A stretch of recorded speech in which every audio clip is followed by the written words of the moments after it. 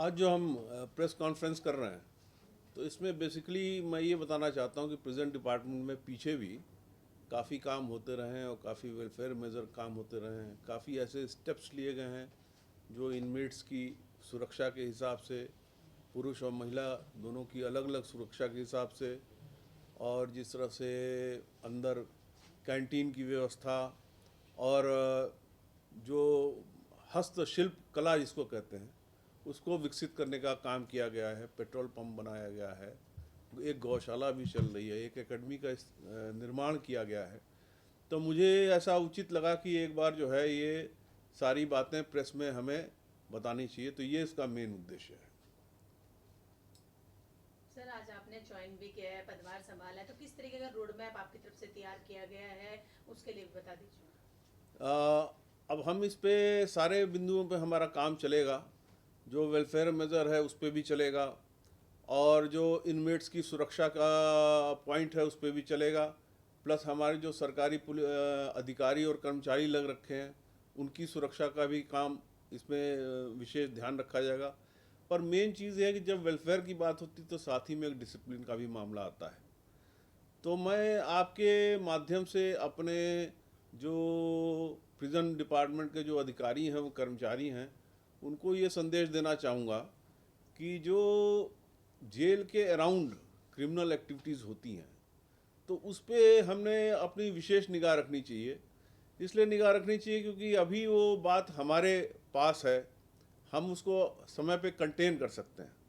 पर कल को अगर क्रिमिनल लायबिलिटी बन जाए तो इन्वेस्टिगेशन का पावर फिर प्रिजेंट डिपार्टमेंट पे नहीं है।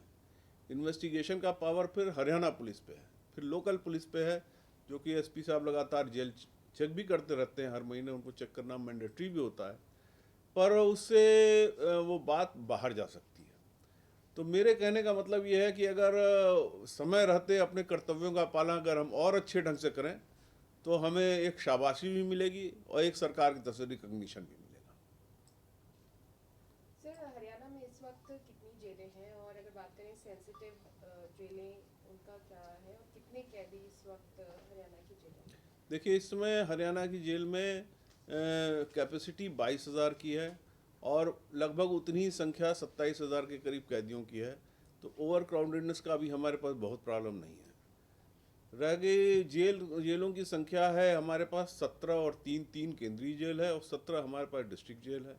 और हरियाणा की जितनी जेलें हैं ज़्यादातर में एकोमोडेशन की व्यवस्था बहुत अच्छी है, अंदर हरियाली बहुत अच्छी है, और उसका डेवलपमेंट और उसका साफ़ सफाई का काम यहाँ पे आपको बाकी स्टेट से काफ़ी अच्छा मिलेगा। सर, क्योंकि एक मामला आपने देखा है कि पंजाब हरियाणा हाई कोर्ट में भी चल रहा है जेलों के सुधार को लेकर, कि किस तरीके से जो है सुरक्षा जो उपकरण है वहाँ पर इस्तेमाल हो। तो हरियाणा की जेलों में भी क्या कुछ इस्तेमाल हो रहा है, ताकि कोई नशीला पदार्थ लेकर, या स्कैनिंग की अगर हम बात करें, वो सारी चीज़ें क्या चल देखिए, रही हैं? इसमें कई चीज़ें चल रही हैं। पहले तो इसमें मैं एक अलग से एक बात कहना चाहूँगा कि एक हाई सिक्योरिटी जेल भी हमारी बन रही है, जी। वो निर्माणाधीन है अभी।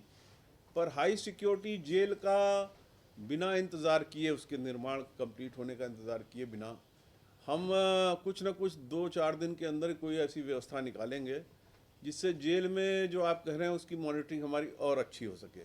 किन लोगों की? मैं एक विशेष समूह की बात कर रहा हूँ, जो गैंगस्टर्स हैं, जो अपराधी हैं, जो जिनको जिनके लिंकेजेस बहुत हाई हैं, तो उनका मैं कुछ ना कुछ उसका हम लोग समाधान 2-4 दिन के अंदर ज़रूर निकालेंगे। और वो आपको पता भी चल जाएगा जब हम एक्शन लेंगे। तो हम एक्शन हर स्तर पे लेंगे उनके अगेंस्ट, और इस तरीके से लेंगे कि उनकी सारी एक्टिविटी बंद होनी चाहिए। दूसरी बात जो आपने कहा, तो हमारे जेलों में लगातार हम DFMD लगा रहे, HHMD लगा रहे, स्कैनर्स लगा रहे, CCTV वीडियो कॉन्फ्रेंसिंग की व्यवस्था कर रहे हैं। तो इस तरीके से हम उसको काफ़ी रोकने की कोशिश कर रहे हैं। एक अलग से एक हमारा पायलट प्रोजेक्ट भी चल रहा है। वो पायलट प्रोजेक्ट अगर अगर वो कामयाब होता है तो हम बाकी जेलों में भी उसको उपलब्ध कराएंगे। उसमें बेसिकली ये है कि अगर वो लगा दिया जाएगा, जिस जगह पे लगाया जाएगा, तो वहाँ से संवादहीनता हो जाएगी। संवादहीनता की वजह से आप उसको अपनी चीज़ को बाहर कन्वे नहीं कर पाएंगे। एक जेलों में सर मोबाइल्स मिलने की भी समस्या होती है, तो कॉलिंग सिस्टम के लिए आप बढ़ा रहे हैं, या किस तरीके से करेंगे? जी, ये जो मैंने अभी आपको बताया, जो इक्विपमेंट हम लगा रहे हैं वो इसलिए लगा रहे हैं कि उससे मोबाइल से आप बातचीत फिर आप नहीं कर पाएंगे, और जो मोबाइल को चेक करने की या इस तरह की बातें हैं कि जो आपत्तिजनक सामान बरामद होता है, तो उसके लिए हम मेरा डिस्ट्रिक्ट एसपी से मैं अलग से कोऑर्डिनेट भी करूंगा, और ये आपके माध्यम से भी उनसे आग्रह है मेरा कि वो जो सरप्राइज चेकिंग होती है उसको बढ़ाएं और अपनी रिपोर्ट को डायरेक्ट मेरे पास प्रेषित करें, और उस पर हम स्ट्रिक्ट एक्शन लेंगे, विल टेक स्ट्रिक्ट एक्शन। और अगर कोई लापरवाही पाई जाती है हमारे अधिकारी और कर्मचारी से, तो मैं बार बार आपके माध्यम से संदेश देना चाह रहा हूँ कि क्रिमिनल लाइबिलिटी बनेगी। It will not only be confined to the departmental action, there would be criminal liability, और फिर स्टेट क्राइम ब्रांच उसकी तफ्तीश करेगी और हमारे हाथ में वो चीज़ नहीं रहेगी। ये मैं बार बार इसलिए अपने अधिकारियों को आपके माध्यम से सचेत कर रहा हूँ। अपनी जेलों के अंदर सर आपके पास जैमर की जो स्थिति है, जैसा कि आप बता भी रहे हैं, जी, क्योंकि एडवांस जैमर की बात भी पीछे आई, जी जी 3G 4G 5G कहाँ जेल में कितने लगे हुए हैं और 5G कितने लगे हुए हैं? देखिए, इसका मैं डिटेल आपको अलग से इनसे कह दे रहा हूँ, दे देंगे। पर अभी हमारा जो पायलट प्रोजेक्ट है वो अपना रोहतक और गुड़गांव जेल में हमने इसको शुरू किया है, और ये अगर सफल हो जाता है तो हम इसको सारी जेलों में करें। अभी सर जगह जेलों की बात करें तो जेलों में के अंदर क्या क्या प्रोजेक्ट ऐसे चलते हैं जिनमें कैदी वगैरह काम करते हैं, उनको मतलब जो डेली बेसिस पे क्या तनख्वाह वगैरह मिलती रहती है उनको काम करने की? जो डेली वेजेस उनको तनख्वाह दी जाती है, और वो काम ये करते हैं जो ये जिसको कहते हैं हस्तशिल्प कला, उसको डेवलप किया गया है, और जगह जगह पे मशीन लगाई गई है। तो ऑयल जो जिसको कहते हैं कंप्रेस्ड ऑयल की मशीन भी है, आटा चक्की भी है। उसके बाद जितने तरीके के फर्नीचर होते हैं वो सारे फर्नीचर बनते हैं। पिछली बार जब ये ब्रह्म सरोवर पे इनका एक अलग से स्टॉल लगाया गया था प्रिजन डिपार्टमेंट का, जिसमें 2 करोड़ से ज़्यादा की सेल हुई थी।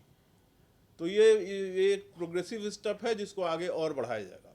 जमाना सर अब एआई का आ गया है, और प्रिजन डिपार्टमेंट देखा जाए तो पुराने भी सिस्टम पे चल रहा है। एआई से कैसे टेक्नोलॉजी जो एआई टेक्नोलॉजी है उससे कैसे प्रिजन डिपार्टमेंट अपने आप को बचाएगा? देखिए, हमारे पास मॉडर्नाइजेशन पैसे आ रहे हैं, और हम जो लेटेस्ट हमारे पास टेक्निक है, जो लेटेस्ट इक्विपमेंट्स अवेलेबल हैं, उनको लगाने की कार्रवाई शुरू हो चुकी है।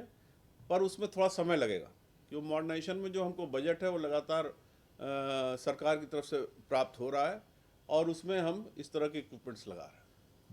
ऐसे कितने बंदी कैदी हैं जिनको आपने पैरोल पे भेजा लेकिन वो वापस नहीं आए हैं, इसकी क्या आप आंकड़ा दे पाएंगे और उस पर क्या कार्रवाई जो है वो डिपार्टमेंट? देखिए, पैरोल से अगर कोई वापस नहीं आता है तो वो पुलिस डिपार्टमेंट का काम होता है उसको वापस पकड़ के ले आना। नहीं, नंबर तो बताएंगे ना। और नंबर आप देख के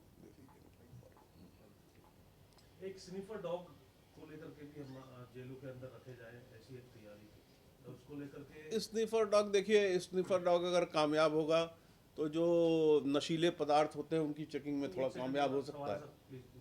जी। स्निफर डॉग सभी जेलों में लगाने की बात थी, पीछे उन स्निफर डॉग को एक एजेंसी के थ्रू ट्रेनिंग पर भेजा गया, लेकिन जानकारी मिली कि वो वापस ही नहीं आए, वो डॉग गायब हो चुके हैं। उस पर किस तरीके का? जो डॉग गायब हो चुके उनको खोजा जाएगा और दोबारा वापस ले आया जाएगा। नहीं, उस पर कोई कार्रवाई तो हुई होगी? ऐसा था कि प्रत्येक जिले के अंदर FIR करवाएंगे, ऐसी कुछ जो है उसको देख लेते हैं कि उसमें क्या कानूनी कार्रवाई की जो आवश्यकता होगी उसको किया जाएगा।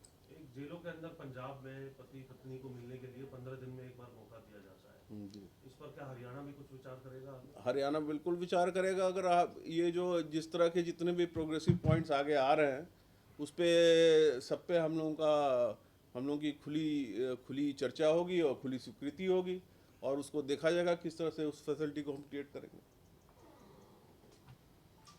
Thank you everybody.